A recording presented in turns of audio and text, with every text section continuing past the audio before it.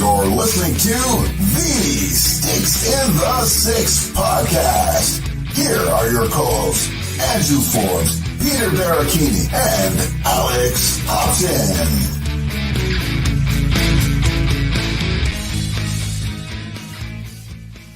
Good morning, everyone, and welcome back to Sticks in the Six podcast, episode 119, brought to you by the fine folks at the Indie Ale House and our friends over at VSN Podcast Network.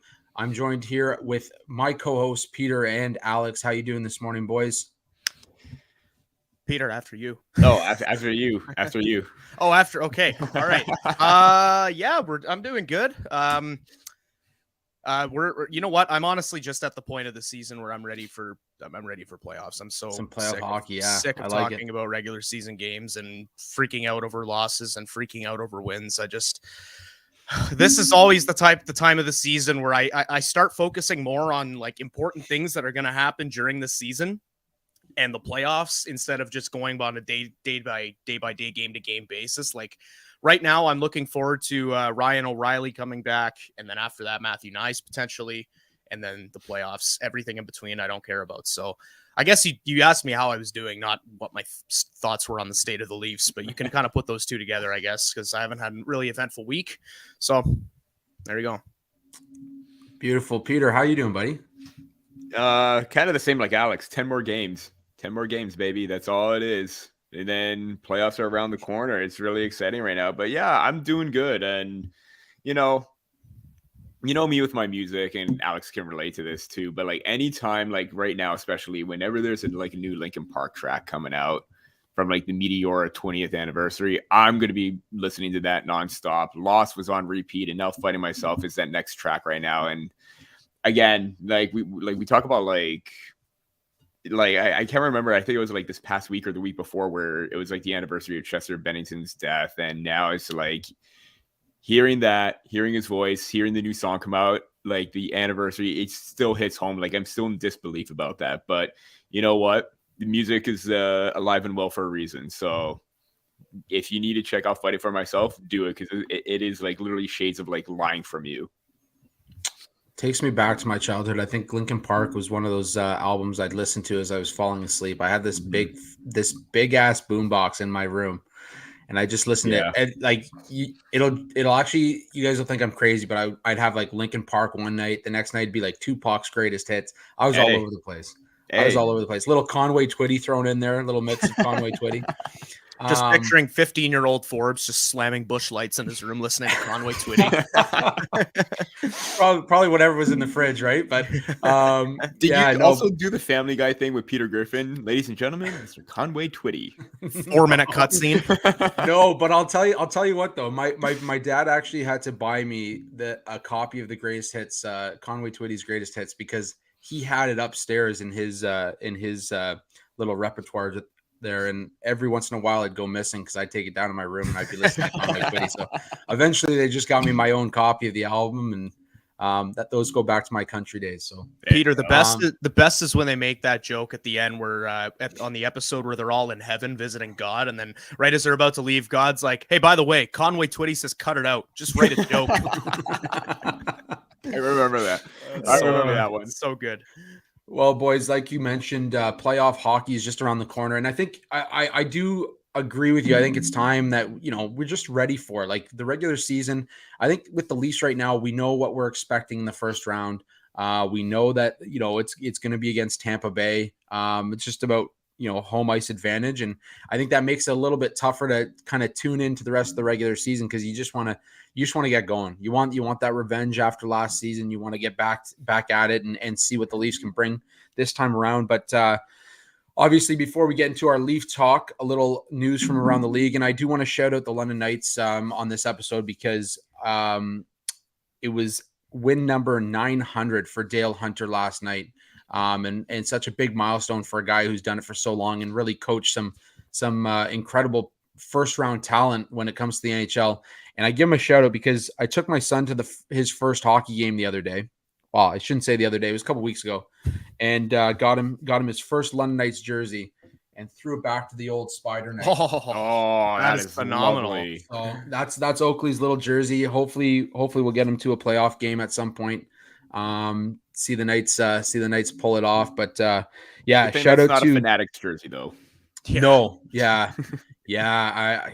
That's a conversation we can have a little bit later. But hopefully the quality steps up when it comes to Fanatics. Yeah. But I want to talk to you guys about Pekka Rinne in Nashville, and I believe it was yesterday his statue was unveiled outside of Bridgestone Arena. And if you've been to Nashville, beautiful area when it comes to their arena and where it's situated in the city. But the whole statue conversation, I know we've kind of had it before, but I want to get your take on it again now that Pekka Rinne is forever enshrined outside of Bridgestone Arena. Alex, I'll throw it to you first. What are your thoughts on a guy like Pekka Rinne, who, I mean, he was with the organization his entire career. Really was a cornerstone of that organization when they were really coming up. But your thoughts on a guy like Pekka Rinne getting a statue outside of Bridgestone? When it comes to teams building statues or retiring jersey numbers or honoring players that played for them in whatever way, I'm a firm belief that it should really just depend on what that player did for your organization, what that player meant to the fans, as opposed to, where they sit in the leaderboards in the NHL and how many points or assists or all-time wins they had, etc.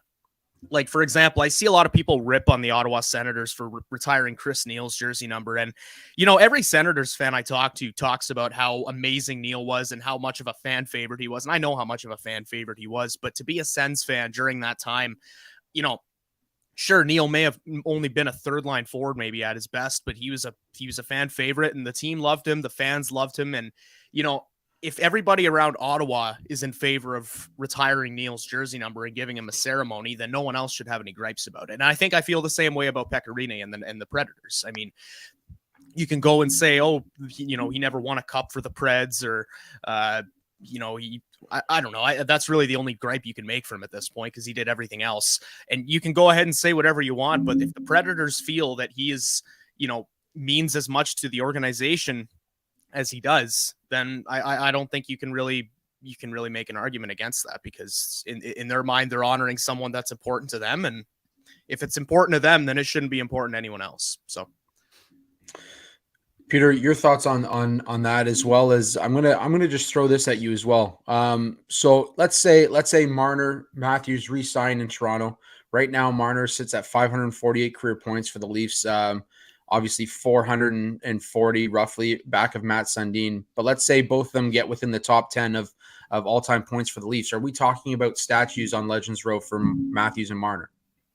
100%. I mean, let's face it, they're in the record books. Kind of the same thing with Alex, depending on if they win a championship or not is going to be, the biggest question or not, but they've had an impact and they're like legacy players for this team. There's no doubt about that. And you could say the same with Pekka Rinne, because he stuck with them from the very beginning. He's been a career-long player for them.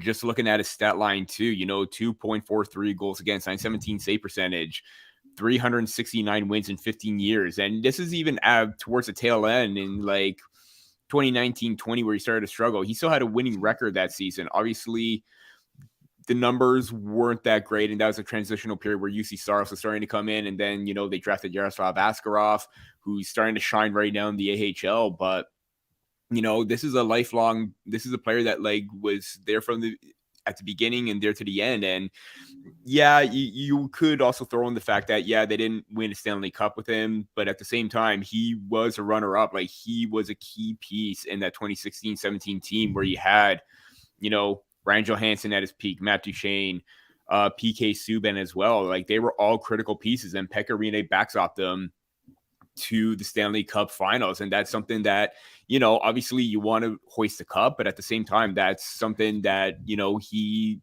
should feel happy about with his accomplishments, because he was a go-to player for that team, fan favorite in the city. And, now the fact that he's the first one to be enshrined in sort of the early stages of expansion teams, that's got to feel good for him. No doubt about that.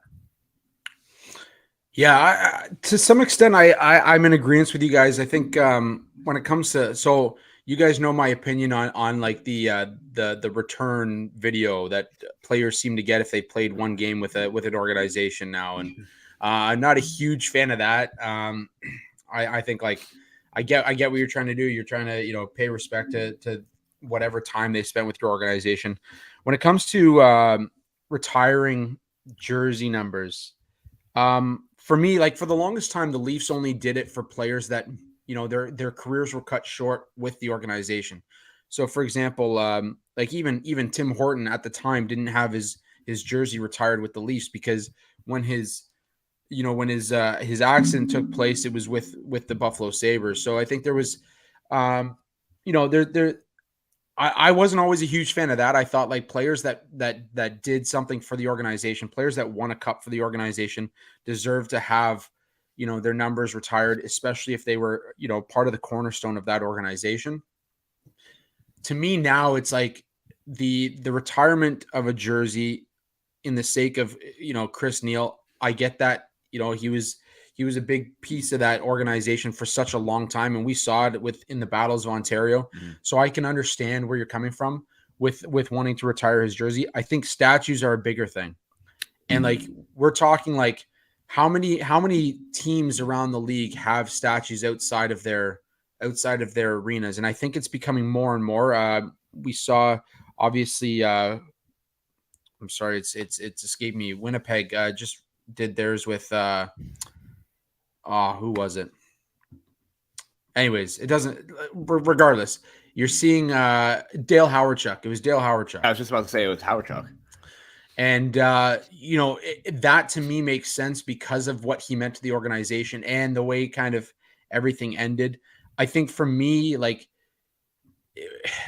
if you're Pekka Rinne, obviously this is a fantastic moment for the organization. Obviously, this is something that you want to enshrine outside of the arena because the fans know who Pekka Rinne is. He was a big part of that organization for such a long time, but at the same time, he never got that organization over the hump. And to me, I mean, the same argument's been made about some of the players on Leafs Legends Row. Like Matt Sundin was a question mark by some. Wendell Clark was a question mark by some. There's players like that you kind of look back at. And now in saying that, Matt Sundin also has the organization's all-time points, points record. Wendell Clark, I mean, he's Wendell Clark. He's a Hall of Famer. For me, like if you look back and Pekka Rinne jumps into the Hall of Fame and then you go back and then you can kind of put that statue outside of Bridgestone because he spent his entire career there. I do love the aspect of it where, you're kind of celebrating, hey, this guy was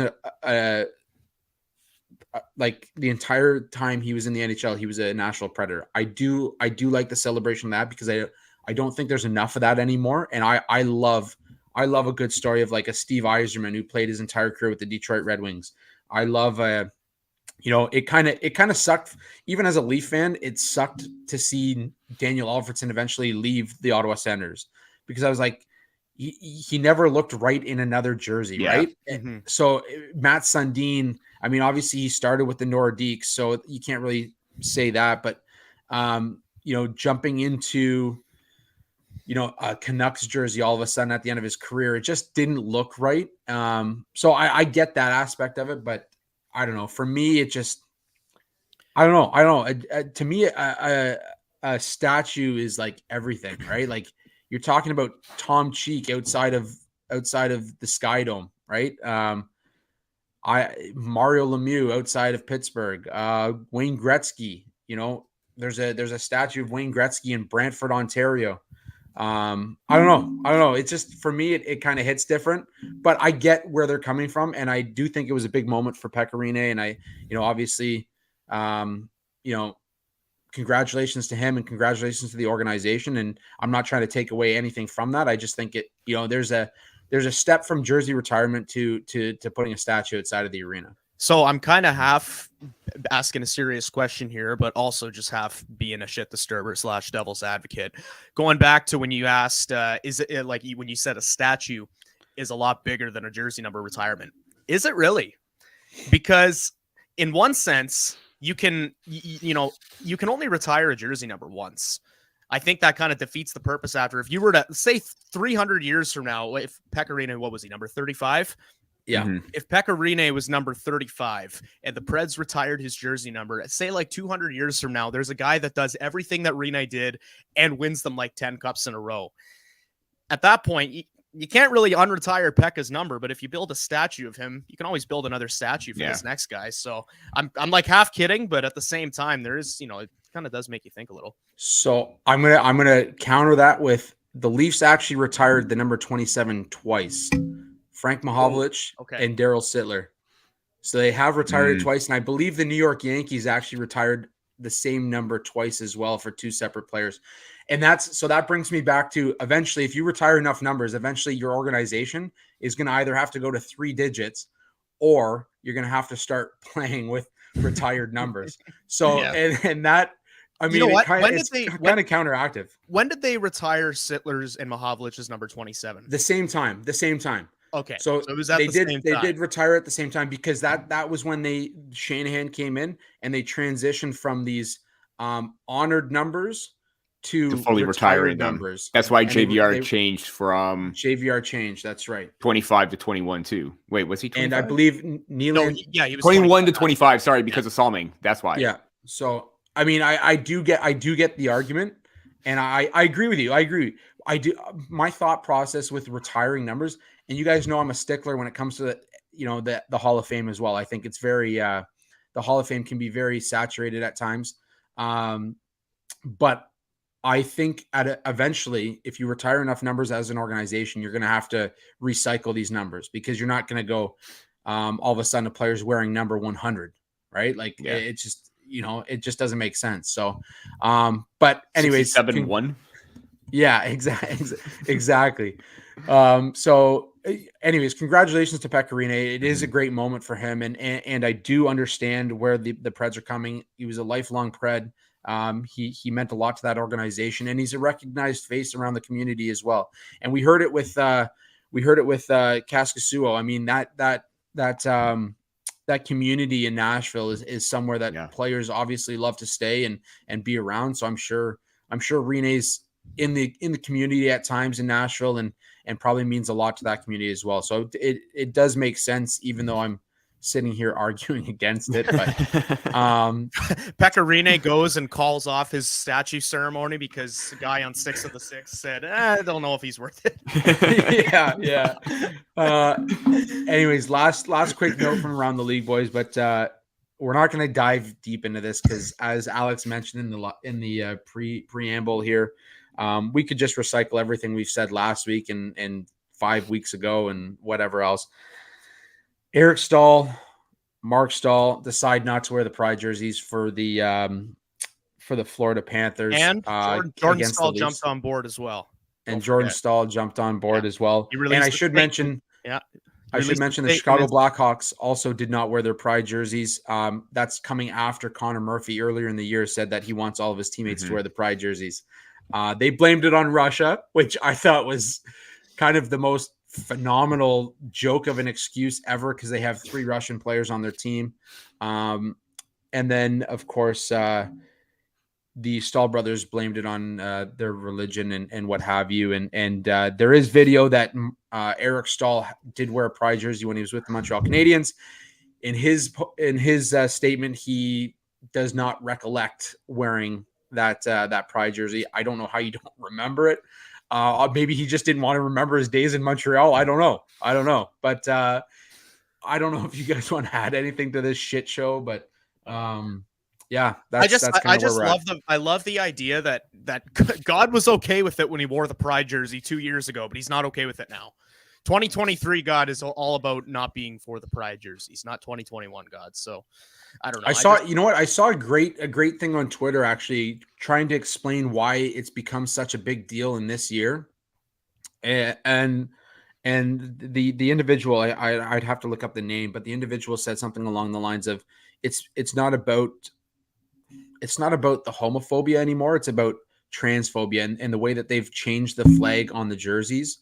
And a lot of people are they won't specify what it is, but he believes that it's more of a transphobic movement than anything else. And I mean, read into it however you want. I'm not going to sit here and tell you how to feel or how to think, but his argument made a hell of a lot of sense. And if that's the case, I mean, are you really promoting inclusivity then? No, you're not. You're not. No, 100%. You add another marginalized community to the flag, and all of a sudden that's too much. It's like, okay, we're in for some inclusivity, not all, but not all inclusivity. Yeah, 100%. Anyways, before we move on, can I just want to point out something funny that I found from Jordan Stahl's statement that I want to single out here. So he released a big thing using the words "standing in solidarity with his brothers," which I thought was hilarious. Just, you know what? My brothers are going to take swords to the chest over being homophobes and sign me the fuck up, brother. Late in the later part of his statement, he goes, Jesus. Okay. Sorry. I have decided to join my brothers in boycotting the Pride. While I respect the NHL's efforts to promote inclusivity and equality through the Pride jerseys, I've decided to join my brothers in boycotting them. I believe that there are other ways to support the LGBTQ plus community that are more impactful and meaningful, such as through education and advocacy. So I for one, want to hear what Jordan Stahl's ideas are on how to properly educate people about the LGBTQ community instead of just wearing a fucking jersey for 20 seconds. I'd like to know what his plan is, if he's got a curriculum for this. Yeah. Just so you guys are aware, I just blocked a user from commenting on our show. One of these faithful fucks that decided to throw that word Christianophobes, which is not the case at all. That's not a word. That's not a word. Yeah, you can make up anything if you believe it. Yeah, I'm just gonna throw out, even like when that happened, Mike Stevens from the Hockey News just went on an absolute bender on like just making jokes about Mark and Eric Stahl about the whole thing, because the first goal Matthew scored, he says, Jesus told me he thinks Mark Stahl's net front coverage on that goal looked like shit. I was like he was going on and on about that, and wow. I was getting a few good laughs from his tweets. So yeah, it's one of those subjects that, I mean, we keep having to touch on. We're going to graze over it a little bit here because we're not going to get too in depth. Obviously, we've already awoken the Sunday morning churchgoers. You know what? I need to know I just need to know how the hell church instead of commenting. I'm just watching Sticks in the Six. Yeah, I was just gonna say, like, this is there was nothing in our title or in our show description or anything indicating that we would even be talking about the Stahl brothers. How the fuck do people find this shit? We're actually on the Jumbotron right now at a church down in Tennessee. We're at the Westboro Baptist Church. People all the homophobes there are watching us. Put on the projection screen. We're watching Sticks in the Six to see what they're going to say this week about the Stahl brothers. Like, it's one thing on Twitter. If you tweet about stuff like that, you can search tweets. And I know some people just don't have a life and go search tweets with LGBTQ or pro-pride stuff in it and just reply to every single one of them with homophobia. Even if it's like 3-4 I don't know how the fuck this thing found it. Like, literally nothing on this show has anything to do with it. It's like they tuned in from the start, waited for us to touch on it, and then we're like, all right, my time to shine. They're actually a true Sticks in the Six fan, and then they decide to go on their trolling account just to make that comment. They lost us. Sorry, we lost them as a fan, I think. Shoot. It's unfortunate. Shoot. Oh man. Let's just fucking end the episode, guys. I'm done. Yeah. I'm gonna go cry. I feel so sad now. Anyways, before we jump over to talking about our fantastic Leafs, just a quick word from our lovely sponsors over at the Indie Ale House. The playoffs will soon be back, and with it, so are our Maple Leafs. Getting ready for a night out or watching the game at home with the gang? What better way to do it than with a nice cold one from the folks at the Indie Ale House in Toronto? With a mantra to live indie, what better way is there to get your drinks for the game than at the Indie Ale House, where beers are hoppier, fruitier, and aged longer, and where the in-house brewers aren't afraid to try new brewing techniques. Around since 2012, get down to Junction Area Brew Pub and grab a bite to eat, or hit up their bottle shop and grab some of their award-winning beers for a night in with the gang. From their Prairie Coast Wheat to the Green Dragon IPA, live indie now. Live Indy now thanks to the independence of the Indy Ale House. Located at 2876 Dundas Street West in Toronto, please drink responsibly and don't be that person. Don't drink and drive. Visit www.indyalehouse.com to place your orders today. Well, boys, as we mentioned, lots to talk about with our Leafs. Let's do a little recap on the week that was. Obviously, a stinker against the Islanders. They bounced back with some big goals from their top four, and then last night against the Canes, a little bit of a rough one, back and forth. A couple late goals cost them the game. Your thoughts on the week that was, Peter? I'm not even going to touch the Islanders game. I'm just going to leave that, burn the tape. That didn't exist, although you probably should watch it. But then again, that served as a good wake-up call for them, and they bounced back really great against the Florida Panthers. And, you just mentioned the Stars coming out. They actually got their first 5-on-3. Holy shit. That was actually absolutely something. Everyone was just losing their mind about that. So that was actually kind of good to see them get the 5-on-3 goal. But yeah, they started to feel a little bit more comfortable as that game went on. And everyone's going to make a lot about this game against the Carolina Hurricanes, but you know what? They didn't lose to a bottom feeder team. The Carolina Hurricanes are a damn good hockey team. There's no doubt about that. And looking at the stat line, they, aside from the first period where it kind of looked like, things were looking great, they managed to bounce back. They dominated possession and shots on goal after that.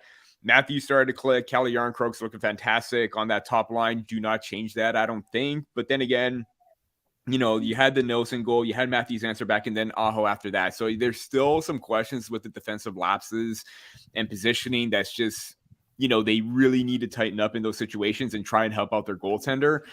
That third goal probably should not have happened. Yeah, it was on a wraparound. Murray stopped it. Achari kind of let Nelson back in. That's probably the first gaffe that I saw Achari make this season, or like as a Maple Leaf.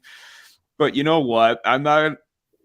They could have had the win because they tied it back up and then lost it, or even just get or salvage a point. I would have loved that. But at the same time, I'm not going to lose sleep because they lost to a damn good team that can transition well, hurt you on the score sheet. And you know what?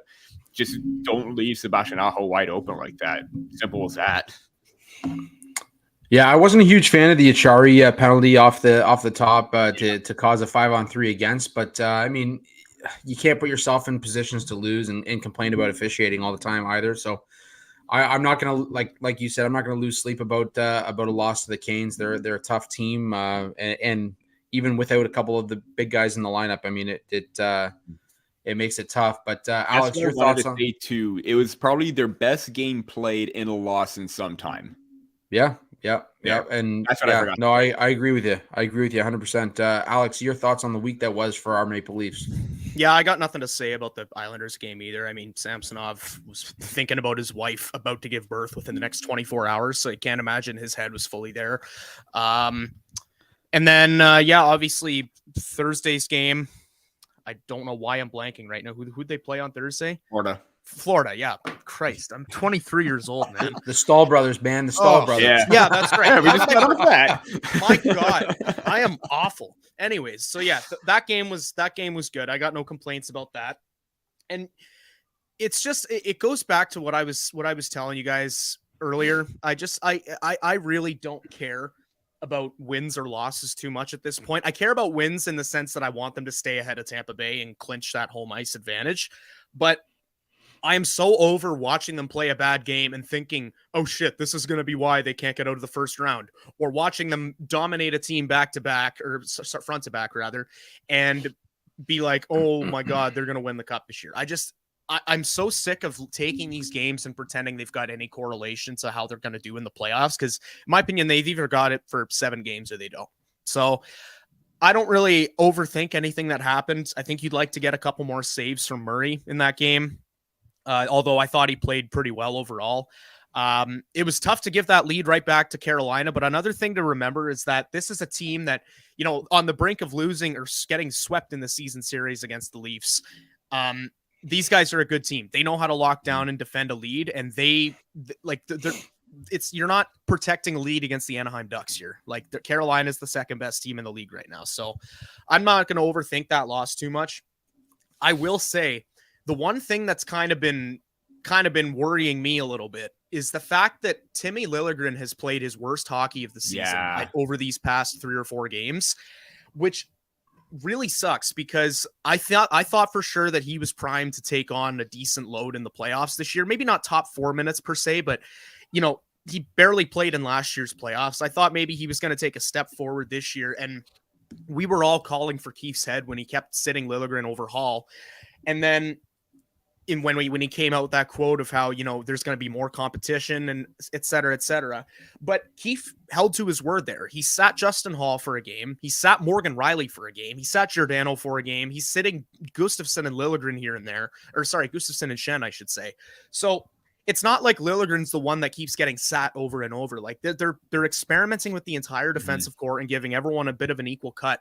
And Liljegren has just not lived up to the expectations. And when they made all those trades at the deadline, I was driving the train of there's going to be some serious problems with Sheldon Keefe here if Liljegren is sitting in the playoffs over someone like Justin Hall. But to be completely honest, and for as critical as I've been of Hall, he's been pretty solid over this past month or so. Yeah. Like he's made his mistakes here and there. He still has his brain blunders where he's out of positioning, etc. But I mean, I got no problems with the way that he's played. And it's getting to a point where if the Leafs opted to go with Hall and Schenn on the right side in the playoffs instead of Liljegren, it would be disappointing, but I really can't say that I'd be surprised by it or blame Sheldon Keefe for it because Liljegren his head just hasn't been there on a lot of plays. He's been whiffing on simple passes and breakouts, and it's led to some goals against, just like last night. And I understand that the constant shuffling of lines and defensive partners probably hasn't helped his case at all, but at the same time, no one else is suffering the way that he is. So it really sucks because I don't want this to become a thing where Liljegren takes it the wrong way and the Leafs end up with a similar situation with him next year as they had with Sandin this year, and he ends up getting traded because, Sandin getting traded, I can understand, but Liljegren, I really do still think that there's something there, and I don't want this to be like a downward spiral where he falls out of favor with Keefe and Dubas and they end up having to trade him. And maybe I'm supremely overthinking this just because of a bad couple of games, but it is disappointing to see his worst hockey of the season come over these past few games. And I hope that he turns it around, but at this point, I think it's looking more and more likely by the day that we're going to see a defensive core of Brody McCabe, Riley, Schenn, Gio, and Hall. I really think that that's what the Leafs are going to be looking at against Tampa Bay. How much of that though do you think plays into Liljegren's bad play? Because I mean, if you're thinking that's going to be the core 6, I think you have to think that his head's in the same place, and that could be affecting the confidence in a big way. I'm sure it is, but as much as I hate to say this, like Keefe is not like the Leafs are 10 games away from going into the playoffs against Tampa Bay, and the stakes are higher than it's ever been.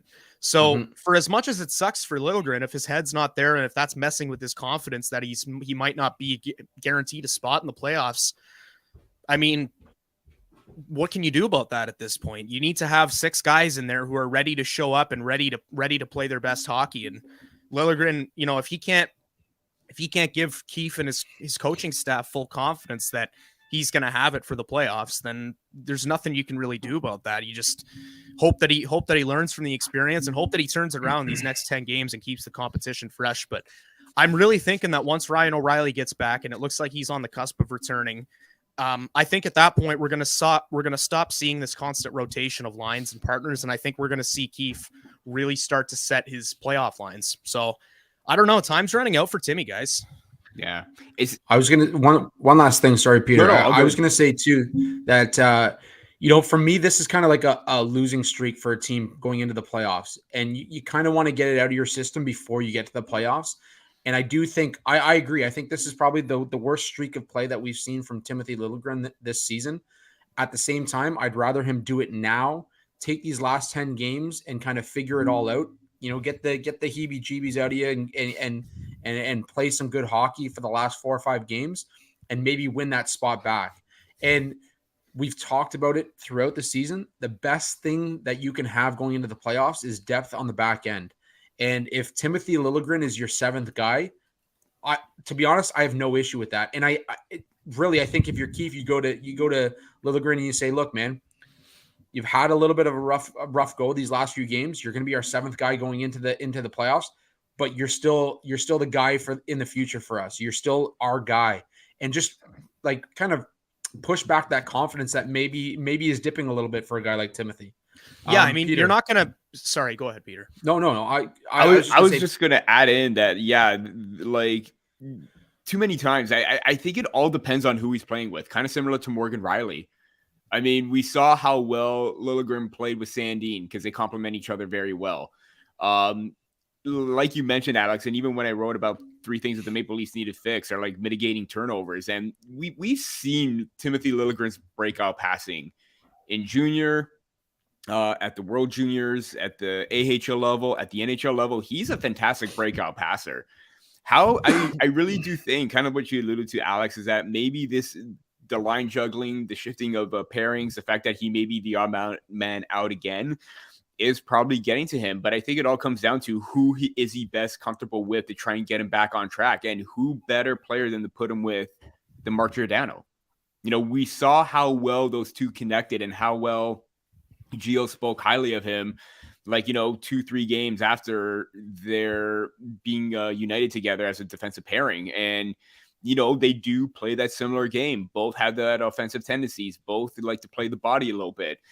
If you find a comfortable pairing with Liljegren, I would want to try and see if maybe you want to rotate him in and out. But if he's playing with Giordano, I think you will see the Liljegren that we saw earlier this season, the one before that, and maybe those tendencies are going to be gone, because those simple plays and miscues that he's making, he's made them countless times before, and he knows that. I mean, there's like countless clips and video where we could go back and say, hey, what a fantastic breakout pass, or what a fantastic play by Liljegren, jumping up, everything like that. He really needs to find his footing right now, because like both of you, I do agree that he could be the seventh man. And again, may not be a bad thing, but for him, who wants to maintain that spot and who is eyeing a top 4 spot, pushing Justin Hall down previously before, that could be a bad thing for him. And he needs to try and find the next level and next gear for him, because I pray to God we don't see another situation where it's Rasmus Sandin all over again. And then in the offseason, we hear Liljegren say, oh, he's not happy with his ice time. And it's like, well, what are we going to do now? You lose another defender for the future. Should note too, though, like Sandin, after he was traded, did come out and say like he never asked for a trade. Whatever was reported was kind of a little false, bit of smoke and not as much fire, right? But that's true. I want to note too that Timothy Liljegren's 23 years old, right? Like, we're talking about Still a guy young. that this is your development. This is the guy that you're bringing up. He's not, to me, when they traded Sandin, this was them saying, we're going this way with Liljegren instead of this way with Sandin. And I think they had to make that choice with the cap restraints that are on them. And they saw more in Timothy Liljegren than they saw in Rasmus Sandin. Yeah. And that's not a knock on Sandin. Obviously, we know his numbers since he went to Washington. But I think, too, like you go back to Timothy Liljegren and you say, like, you just pump up that confidence. And if I'm the coaching staff right now, I'm looking at it and saying, Peter and you and I kind of discussed it before we started recording here, is that Justin Hall is not going to be the future of this organization. And we have seen the blunders throughout the season. So there is a chance that you rotate the two in and out of the lineup as your 5 or 6 guy throughout the playoffs. And it won't create too much turmoil when it comes to the chemistry of the lineup. I really do believe, like, if you move, let's say your fourth line right winger in and out of the lineup in the playoffs, you're not affecting the chemistry to the same point as if, like, okay, we're gonna throw the second and third line into the blender and see what happens. It's a little bit of a different story, but on that bottom pairing, if you throw Liljegren in and he sits, like, let's say he sits game 1 and 2, Leafs split it 1-1, you're going into game 3 tied in the series, and you throw Liljegren in instead of Justin Hall, I don't think it's going to affect you. In fact, I think it might give you that little bit of a boost that you need, maybe because Liljegren says, okay, this is my chance to shine. So there's a lot of storylines that can come out of this. Again, I think if you go in with him as your 7th, you're not in a bad spot at all. Mm-hmm. Anyways,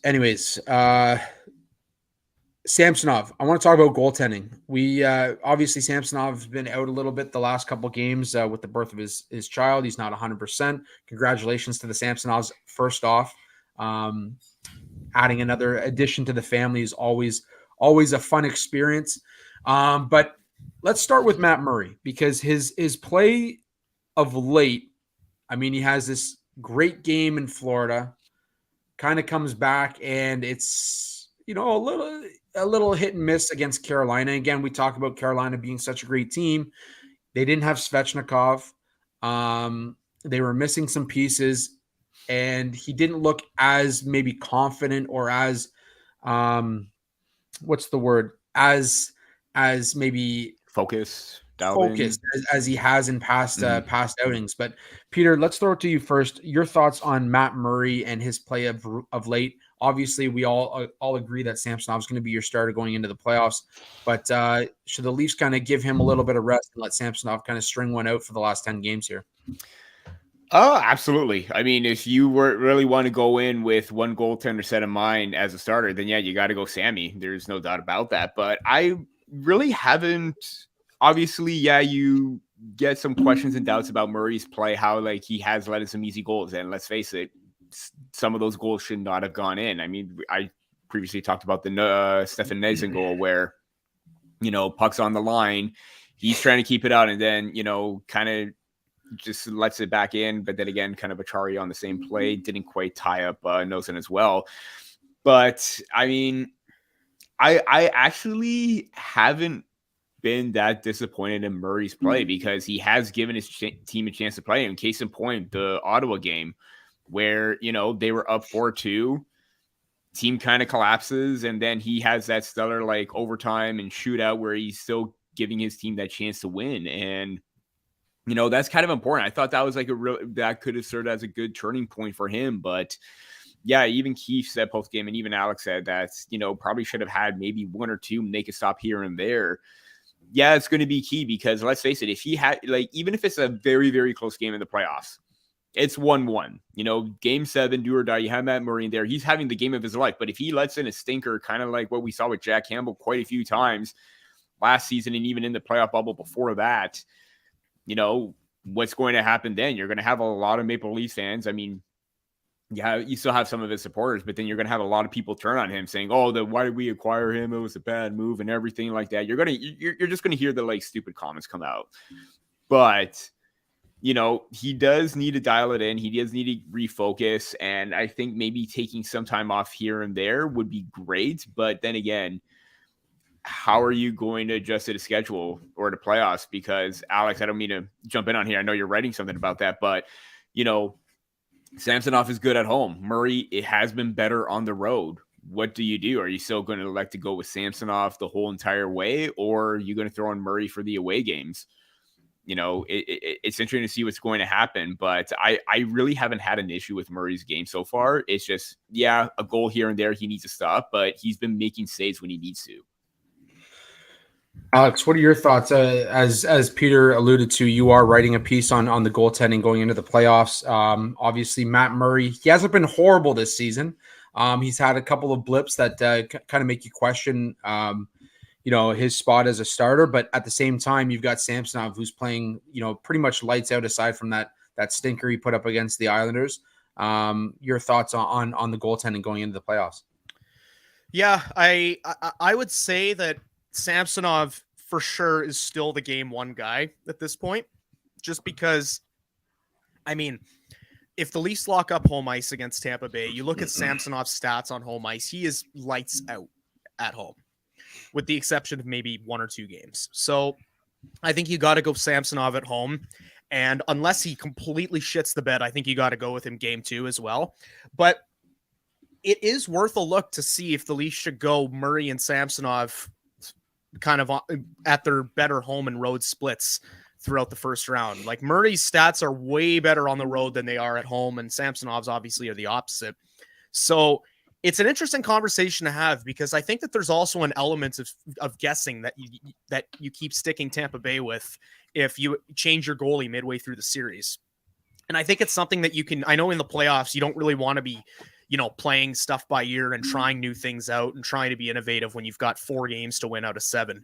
But at the same time, I don't know, man. I think that it would honestly be worth a look for the Leafs to give that a shot, because Samsonov's road record speaks for itself, just like Murray's home record does. So I don't know. I think there's a unique opportunity this year. And I think, like I said, it's one of those things where you have to go game by game. And if Samsonov's playing, if he's lights out in game 1 and 2, I don't think you should give Murray game 3 in Tampa by default. But if it's like, like you said, Andrew, they split the series and Samsonov's lights out in one game, and, maybe like 27 shots on, or sorry, geez, I can't speak. Let's 3 goals on 30 shots or something like that. So saves 27 out of 30. Then yeah, maybe you look at Murray and Tampa Bay for game 3. But it would be interesting because, I don't think that the Leafs should be giving Matt Murray that start in game 1, or just giving him starts based on what he did with Pittsburgh in 2016 and 2017. That's a long time ago, even if it feels like a couple years ago. So I think that, but at the same time, even though you shouldn't be banking his success this year on that, I also think that there is a reason that he won those cups and he played in those games. I think he's still got that big game ability, and I wouldn't be totally against him getting a game in the playoffs, but I do think that before anything else, they have to, they really just have to make sure that Samsonov is probably starting game 1 because of the way that he's been playing lately. And beyond that, I think you got to roll with the hot hand, but also keep those splits in mind, because it'd be worth a try. Yeah, it's funny. I think, going into the season, we had all this speculation about who was going to be the starter and who's going to finish the season as the starter. And it was kind of, I think the Leafs were kind of hoping that the goaltenders made it difficult on them as well. Now we're sitting here kind of discussing who's going to be game 1 starter. I think, as you mentioned, I think Samsonov stays the game 1 starter, but there's certainly a question mark around what to do when it comes to the playoffs because of that home and away record and how it's going to play out. And as you mentioned, you don't want to tinker too much, but at the same time, I think, there's going to come a point where, maybe there's a bad goal let in and the conversation is going to be had. That said, I do believe that they're going to go with Samsonov. But we've seen Matt Murray come in late in the playoffs in previous seasons, and what he's been able to do with that short run as well. So it'll be an interesting one as we get into these last 10 games. I think Matt Murray's play obviously has been a little bit more inconsistent than what they've wanted this season. That said, I mean, I think it could turn around at any point. And this is a guy that's been in the playoffs before. He's got the playoff experience, and you never know what can happen come playoff time. And that's why we always talk about how, it's great to succeed in the regular season, but you want to see what they can do, once the games count. And it'll be interesting to see what the Leafs do with that. But jumping over to Samsonov for a second here, I want to talk about his next contract. And I know it might be a little bit early to get in that conversation, but the conversation has to be had. This guy was on a prove-it deal this season. From the outside looking in, he's done exactly that. He's proven that he can be a starter in this league behind a pretty solid defense. At the same time, he's proven he can be a personality within an organization that, does get a lot of media criticism throughout the year. Alex, is Samsonov, knowing kind of where the cap is going and what the Leafs have and who they need to bring back and who they need to sign and look at signing new contracts, has Samsonov maybe played himself out of a job in Toronto next season? I don't think so. Honestly, I get to a point. I think the Leafs get to a point where they look at the contracts and the people that they have to re-sign. Obviously, Bunting's on the table for this year. You've got the possibility of O'Reilly coming back. You've got your other UFAs there. I think that there's just so many forwards that need contracts this year. I think that the Leafs would be smarter to part with some of those forwards rather than parting with the goalie that got him through a lot of this year. And The one benefit that I think that they have is obviously if Samsonov keeps this up, and I think I'm kind of jumping from point to point here, but I think another thing to remember here is that what Samsonov commands on his next contract depends largely on what happens in the playoffs this year and what his role is. So it's kind of hard to have any conversations about what kind of contract you'd be looking at. I would say that it's somewhere in between what Ville Husso got for Detroit this past year and what Campbell got in Edmonton, because he's played more games than Husso, but this year would have really been the only one where he's kind of proven himself to be a good starter. So having said that, Samsonov was drafted in the first round of the 2015 draft, and goalies don't often go in the first round. And when you look at the goalies that have gone in the first round, a good chunk of them are good goalies. See, you got Jake Ottinger. You've got Spencer Knight, who obviously he's in the player assistance program right now. So it's not something, he's not really a good comparison to make, but I think his potential is absolutely still there. And you look at the goalies that have been going in the first round, and Samsonov, I think, has potential to be an elite goalie and has potential to be one of the better goalies in the league. I just think that he fell out of favor with the Capitals, and maybe he's rejuvenated his game now in Toronto. And if that's the case, and I think these next couple weeks and months are going to be telling, I don't think the Leafs should let him go. He's only 25, 26 years old, and he's still he's not even in his prime yet. And if you can get a guy like him locked up, that's your goalie for the next 4 or 5 years, unless he completely tailspins, which, I mean, I wouldn't put it past that to happen because it's the Leafs. But at the same time, I don't know what your goaltending option is for next year if you part with Samsonov after this year. Do you bring back Murray and make him the full-time starter with Wall as your backup, or do you go after someone else in free agency? Do you go after someone in a trade? I think that if you have the money to bring back Samsonov, and I can't imagine he's going to ask for some ridiculous number. I think that if you're the Leafs, you have to try and get him back on an extension, even if it's just for 3 or 4 years, because he's looking like one of the best goalie options they've had in years now. And he's young and he's in his prime. Like you said, he was on a prove it deal. He's definitely proven it. I think that you got to look at all the success he's given you this year, and who knows, that could turn into more depending on how they do in the playoffs. And at that point, I think you got to bring him back because he's one of the best goalies you've had in a while. Peter, given hopefully that Edmonton doesn't buy out Campbell and go out and spend $6 million on Samsonov, what are your thoughts on bringing a guy like Samsonov back? Obviously, like I mentioned, when it comes to handling the media, I think he's done his part in doing that as well in Toronto. Your thoughts on bringing a guy like him back? I mean, it has to be at your top of the priority list if you're Kyle Dubas right now. There's no doubt about that. Again, like we talked about the inconsistency with the Matt Murray's play. Samsonov, even with some away games, even though Samsonov's numbers haven't been great, he has made stellar saves at certain points. Like case in point, that New Jersey Devil game where Matthews scores the game winner with 2-3 minutes remaining. I thought Samsonov was really great in that game. Yeah. Stinker here and there, but you know what? He made timely saves. Like he kept his team in it. But based on the contract, I kind of agree with Alex. If you're looking anywhere between 4.5 or 5 million, I would not hesitate to sign him to that deal. That is the ideal figure, because if you look at what Anderson signed with the Maple Leafs when he first came over, I can't remember the age that he signed it. He was probably around the same age as Samsonov, 26, 27. Signed 5 years, 5 mil. Looked great for that time. And then again, the team in front of Anderson wasn't that great, and he had a heavy workload. That workload is kind of been alleviated off the goaltender's shoulders, especially in Samsonov's case. Jack Campbell, the 5 million that he earned this year was not very great based on the very, very small sample. We're starting to see that right now. And Husso signed 4.75. That to me, out of all three of those contracts, I think you would have the most value out of that with Samsonov, because you would have him for another, 4 seasons before he hits 30, one more year before he gets to after he gets to the 30 mark. And then you could try and take it from there. Where do you want to go with his play? If you sign him to a 5-year, $4.55 million deal, I think that might be the sweet spot of where you may want to try and get him in, because unless you want to try and re-sign him for one more year of RFA control to try and say, hey, you're on a prove-it deal, we want to see more consistency, I don't think that's going to work out. I think they know what they have right now. So if you're able to sign him right now, you may have to burn off 1 year of RFA, but it'll still take him quite some time until he's like 30, 31. I think that'll be an ideal situation because then you can evaluate.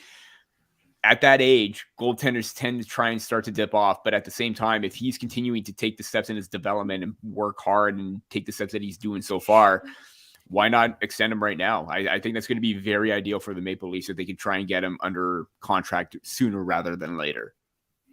Yeah, Alex, I like your idea of kind of giving up on a couple of forwards to make sure that you solidify your goaltending. For me, when I look at the Leafs, I look at you need to get yourself through to a point where you can bring up one of the goaltenders that you've drafted and developed. And I think right now Akhtiamov is kind of top of my list is as a guy that I'm watching in terms of overall organizational development. I think if you sign Samsonov to, like you said, that kind of 2-3 year deal, all of a sudden you're looking at some of these organizational goaltenders coming up and getting an opportunity to really showcase what they have within the Leafs organization as well. You talk about Petrozelli. He had a decent start to the year. Obviously, Joseph Walls has had a good run as well for the Marlies. Dennis Hildeby, throw him out there too. Dennis Hildeby, I've written about him a couple times this season as well. But like I said, I'm really high on this Akhtiamov kid overseas, and I'd love to see him get a shot with the Leafs at some point. And I think you have to get yourself to that time frame where he's available to come over and get an opportunity in North America as well. So to do that, I think you have the perfect guy. He's still young, as you mentioned. He's probably just hitting his prime as a goaltender, and you know what he can do. And I don't think you need to go out there and sign him to a $5-6 million contract. I think you can sign him to 3 years and maybe offer him 4.5 and he'd be in that range as well, like you pointed out, Alex. So I'd like to see him back. I think he's the perfect personality for a media base like Toronto. Yeah. Gives you the exact answers you need. He has a bad game. He takes ownership, but he also adds onward and upward. Exactly. And he's not sitting there sulking like, oh, I let the team down. Oh gosh. No. 100%, but he also adds that comedic relief to it as well, right? And he can give you those comedic answers, and let the Toronto media run with it, and he can kind of live on with what he's done. So I think the funniest part about him is that, like, I think I tweeted this once, but every single media appearance or press conference he does, there's always at least one hilarious soundbite. Like he's just one of those guys that seems naturally funny.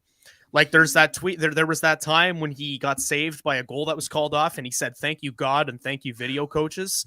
And then there was another couple weeks ago when he said he got hit in the balls in warm up and that's why he was skating around. Like he's just funny. Like, that was a Devils game. He called what was it? He called Zach Aston Reese's sniper after he scored 2 goals against Carroll. Like, this guy's just hilarious. I knew he was going to go out and do that. Yeah, I knew he was going to. Yeah. Called Bunting Dirty Mike. Like, yeah. And he said, what did he say? He said when Marner was on that point streak, he said, "Oh, he can get up to 50 or something." Like, you could literally go down the list and find all these hilarious Samsonov quotes. And I think, like, you're right, Forbes. And that's, we sit here and joke about the funny things that he says to the media, but at the same time, I think that's an element you really need to be successful in Toronto. 100%. His plays there, he can deal with the media. He doesn't take himself seriously. And I'm telling you, man, if Samsonov's the goalie to get the Leafs past the first round this year, I would sign him long-term. I don't even care. Like, I am so past the point of worrying about futures right now and things that are going to happen 5 years from now. I've been a fan of the Leafs for 18 years. And yeah, you know what? I'm going to come out and say it. I'm a fucking Leafs fan. I that might screw over any possibility that I have to get credentialed with the team and ever cover them and stuff. Cause I'm not going to be objective, or they may not think I will, but before anything else, I'm a fan. I've been watching this team for 18 years. I have not seen a lick of success. Like, the biggest success I've seen is a tie between making the playoffs and winning the draft lottery for Matthews. So, I mean, if the Leafs get out of the first round this year, I don't care. I would sign him 8 years because he did what no Leafs goalie has been able to do for 18 years. So. And that's why you should take advantage of that now than later, because I mentioned the 5-year deal, but like you said, Alex, if he does play well, why not extend him and have that security? And I know we have like goaltenders in the system that could probably come up, but at the same time, are they going to pan out as well as we had hoped? Because there's still not necessarily worry about Justin Hall, but he has that Justin Wall. Sorry, not Justin Hall. The worry about his injury history that he's had in the past. He's bouncing back, but great. But what if something happens down the line? Then you do have, Akiyama and Hildeby, who may still be a few years away, but you at least have that security in net for even a longer period of time with Samsonov, and he can still be that veteran presence should one of those players come up and they can learn the ropes and feed off each other as well, because he could serve as a good mentor as well. Hell, boys, even if you sign him to 6 years, I mean, you're talking about a guy who's 32 at the end of the contract. I think exactly. I think it's a really ideal sweet spot for him, especially when he's a free agent again. Yeah, no, 100%. I couldn't agree with you more. I going back to what you said, Alex, about this team hasn't had any success. I think it was Sportsnet played a clip the other day where it was like Sundin's goal in the dying seconds with the net empty against Carolina. And I was like, I'm like, yeah, I remember this moment. I was like up on my feet cheering, and then dude, I ended up losing. So. I literally started watching the Leafs when they had fucking Jason Allison in their lineup. Oh, 2005, 2006. He was slow. It's just, you know what? I'm sorry you guys had to put up with my little moment of weakness there, but boys, I'm telling you right now, I am a ball of stress over for what's going to happen in this next month, because I'm actually worried that if they lose in the first round again and there's no justifiable reason, and I don't see how there can be one at this point, I don't know how I'm going to write about this team all summer again. This is like 3 summers in a row where we've been done nothing but write posts about what went wrong. What do they do for next year? What do they address in the off season? And I'm sitting here writing this shit in like the middle of May. And you keep all your drafts from last summer just in case, dude. Honestly, rehash them. Like it just, I'm just so. And this goes back to what I was saying about how I don't care about these regular season games anymore. Give me game 1. I'm so. I don't so over it. Just give me game 1. Give me game 1. I'm so over this and so over sitting through these last 10 games to watch Keith tinker and watch people freak out about practice lines and, freak out over Hall playing over Liljegren or Kerfoot on the top line. Whatever. I don't care. I just want to see game 1. I think we got playoff predictions coming up soon too, so I'm excited for that. I'm excited to see where we're going with these series. I, honest to God, boys, might just pick Tampa win the first round, because every other year I've picked the Leafs and they've let me down. So maybe I'm going to try something different this year. Hey, I picked Tampa last year. I picked Toronto last year because I said every round that Tampa was going to be tired from their 2 cup runs, and guess what? They shoved it down my hoop. Fuck. Yeah, man. At some point, they're going to have to break. Like, do you guys remember that goal last night where the goal that Matthews scored right before Carolina took it right back? Did you see Bunting's reaction jumping up and down? He looked like the Leafs just won around there. And I saw that, and it's almost like I saw a little vision of what I could witness in 4 weeks' time. But I'm just, I'm tired, boys. I'm tired. I'm really, really tired. All right.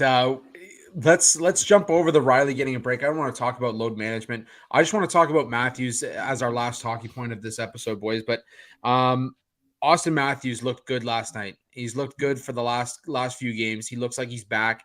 He's talked about his hand injury and how it's affected his season. When McDavid scored his 60th, all Edmonton Oilers fans could do was focus on the fact that he did it 1 game faster than Austin Matthews. And I want to get your guys' opinion on Austin Matthews. Is this guy back just in time for the playoffs? Peter, let's throw it to you first. Oh, hell yeah, he is. Honestly, like ever since that he scored that goal against the New Jersey Devils, I thought we noticed that, and even when the news came out that he was like dealing with something with his wrist, he it seemed like he was slowly getting back to like peak, 60 goal scorer from last season. Obviously, he's not going to hit that mark, but you know what? 36 goals in what is a down season is still going to possibly surpass the 37 that he had. And even then he lost a lot of time to injury that season in his second season. So whatever. You could say, oh, Matthews is washed up, not a good goal scorer anymore. Just shut up. But he is back. He definitely is. Like, he was buzzing every single moment he was on the ice last night. I think like before the second period was even done, he even had 11 shots on goal. What was the last time he hit double digits in shots on goal in one game? Obviously we're doing this live. I'll probably go back and try and see when he had double digits in shots on goal, but man, he was feeling it. And what better time than to feel it than right now during this stretch? Obviously that line with him and Marner and Yarncroke are clicking perfectly. Everyone else seems to be getting, finding their groove. Obviously, the fourth line has had their ups and downs, especially David Kampf lately, but not here talking about him. But Matthews alone, he is dialed in. I think every single year I've always mentioned that the team should take, the past playoff failures in the history of what happened the previous year and use that to their advantage right now. I don't want to say that right now because I've used that statement so many times, but if Matthews is channeling the critics, trying to silence everything right now, he's going to be leading the charge, kind of like what he did last season in the playoffs as well. Obviously, 1 goal or 2 goals short of moving on to the next round, but if he's going to replicate this kind of success down the stretch and into the playoffs, yeah, he's definitely going to be an impactful player. That is definitely for sure. April 7th against Dallas, 12 shots. He had 2 goals. April 7th, last season. Last season. That was a 60-goal season. So yeah, he wanted to get to that 60-goal mark then, and right now he again not getting to that, but he's going to do whatever he can to just get his team a W. Yeah, believe it or not, more shots equals more goals for Austin Matthews. So there you go. Mm-hmm. Alex, your thoughts on Austin Matthews and what he's been able to do this season, not just offensively, but if you look at our little ticker there at the bottom, he's 5th on the team, active players when it comes to hits as well. So what he's done for this team, he's definitely been a valuable piece. Boys, I hate to nitpick something like this, but I will mention that looking at those Leafs hits leader, they are not factoring in Noel Acciari or Luke Schenn. So Matthews would actually be 7th. However, I think that he's stepped it up overall this year. His 2-way game's been great. And I'll tell you right now, I'll set the scene from last night. When Matthews scored that 3rd goal to tie up the game, I left my house. I went and I lit the beacons. And I alerted the townsfolk and the masses that Austin Matthews is indeed back. And then I went back home and it was 4-3 Carolina. So either way, point still stands. Austin Matthews is in fact back. And, for all the people that were like, I don't know, man, something's not right with Matthews. He's not good. You're right. He looked like he didn't have the same pizzazz as he had last year, but guy was over a point per game, over 30 goals.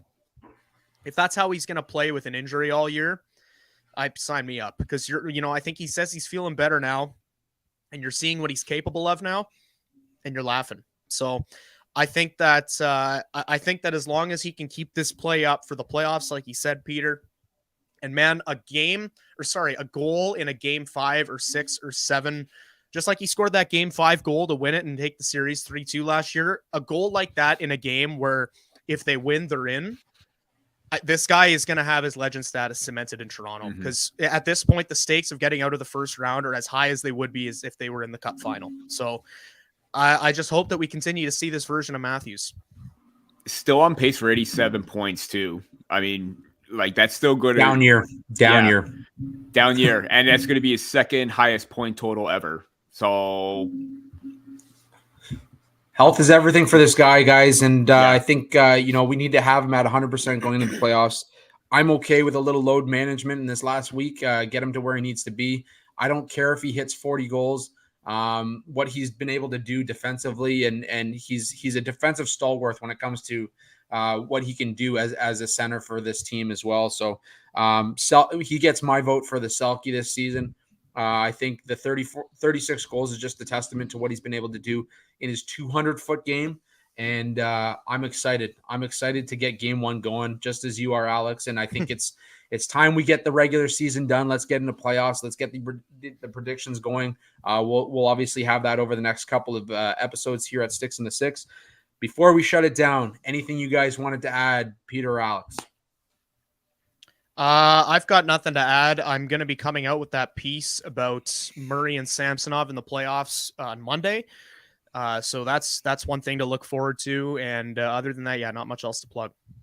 Peter, anything you got, buddy? Probably working something in the works with the Leafs, but I'm also working, obviously, draft season is upon us. Getting my top 96 out right now, or working on it right now. I know the last one was a little bit wordy. I'm going to try and keep it down this time. But yeah, going along very well. Well, boys, I had a piece come out about Luke Schenn this morning, so check that out. A little breakup, a little time and space away from each other, and both parties came back revitalized, re-identified, and it's working out right now for the Leafs and Luke Schenn. So check that out as well at the Hockey Writers. As always, you can follow all of us on Twitter, myself at Andrew G. Forbes. You can follow Alex at A. Hobson Media, and you can follow Peter at P. Baracchini. You can follow the show at Sticks in the Six Pod. That's STIXINTHE 6IXPOD. Make sure you head over to the Sports Podcast group and vote for us as one of the finalists for the top hockey podcast of the year. Be sure to subscribe to our show below on YouTube. Check us out on any of the socials, TikTok, Instagram, any of those socials. And this episode will be up on all streaming platforms tomorrow or later today. We'll see about that. But check us out on iHeartRadio, Spotify, Apple Podcasts, wherever you download your favorite podcast. Until next week, boys, that's it for us here at Sticks in the Six. Next week, we'll be with you for episode 120 of the podcast.